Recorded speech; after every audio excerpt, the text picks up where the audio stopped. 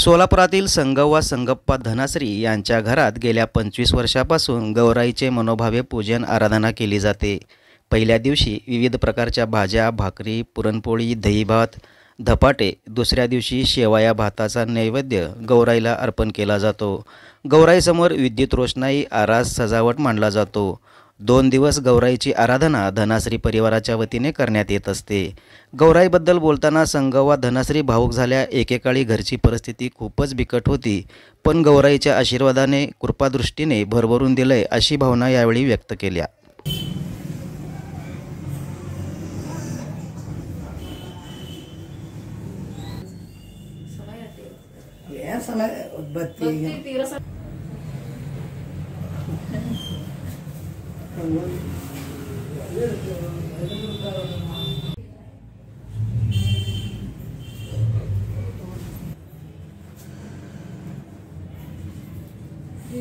ಕೂತೀವಿ ನೀ ಮನುಷ್ಯ ಬರೋ ನಮಗೆ ಒಂದು ಹುಡುಗ ಕೂತಿರ್ತಿದ್ದೆವು।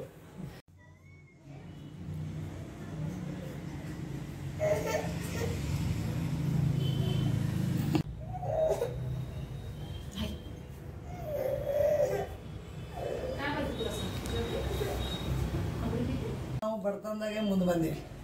ಆಕಿನಿಂದ ಒಂದು ರೊಟ್ಟಿ ಉಣ್ತೀವಿ, ಮಕ್ಕಳು ಎಲ್ಲರೂ ಕಷ್ಟ ಮಾಡಿವಿ, ದುಡಿತೀವಿ, ಉಣ್ತೀವಿ, ಆಕಿ ಕೊಟ್ಟಾಳ ನಮ್ಗೆ ಚಂದ ನೀವು ನೋಡಿದ್ವಿ। ಒಂದೇ ಮತ್ತೊಂದು ಏನ್ ಬೇಡೋದಕ್ಕೆ ಏನ್ ನನ್ನ ಮನೆಗೆ ಬಂದಾಳ ಎಲ್ಲ ಚಲೋನೆ ಮಾಡ್ಯಾಳಕಿ। ಹ್ಯಾಂಗ ಅಂದ್ರೆ ಎಷ್ಟು ವರ್ಷ ಐತಿ ಹ್ಯಾಂಗ ಬಂದ್ ಮತ್ತೆ 25 ವರ್ಷ ಐತಿ, ನಾವು 25-30 ವರ್ಷನೇ ಬಂದಾಳಕಿ।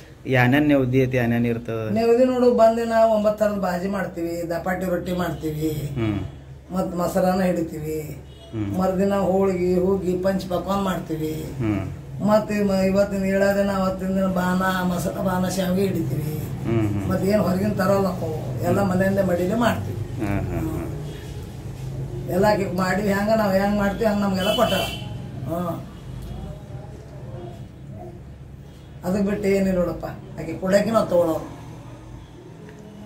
ನಾವೇನ್ ಹೇಳಿವಿ, ನೀ ದುಡಿಸ್ಕೋ ಮಾಡಿಸ್ಕೋ, ಇದು ಒಂದೇ ಬೇಡದಕ್ಕೆ।